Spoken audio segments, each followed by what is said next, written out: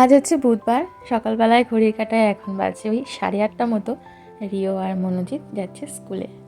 মনোজিৎ বাড়ি থেকেই কাজ করবে, এই সপ্তাহতে ও আর অফিসে যায়নি, তাই ও রিওকে দিয়েই বাড়ি চলে আসবে। লিফট পর্যন্ত ওদেরকে আগিয়ে দিয়ে আমি বারান্দায় এসে দাঁড়ালাম, দেখলাম যে আমাদের ব্যালকনির যে গ্লাসগুলো রয়েছে সেইগুলো ক্লিন করতে এসেছে। আর এই যে ওপরে দড়ি থেকে নিচে ঝুলে ঝুলে নেমে নেমে ক্লিন করে। আজকে বেশ ভালো মেঘ করেছে, সাথে বৃষ্টির বেশ ভালো সম্ভাবনা রয়েছে, তাই আকাশটা পুরো কালো হয়ে রয়েছে। লাঞ্চ করে আমি আর মনোজিৎ চলে এসেছি রিওর স্কুলে। আজকে রিওর স্কুলে রয়েছে লিভার্স পার্টি।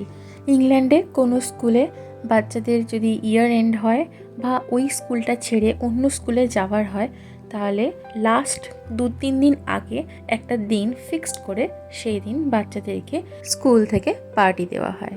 বাচ্চার সাথে সাথে বাবা মাও এবং ফ্যামিলি মেম্বাররাও ইনভাইটেড থাকে।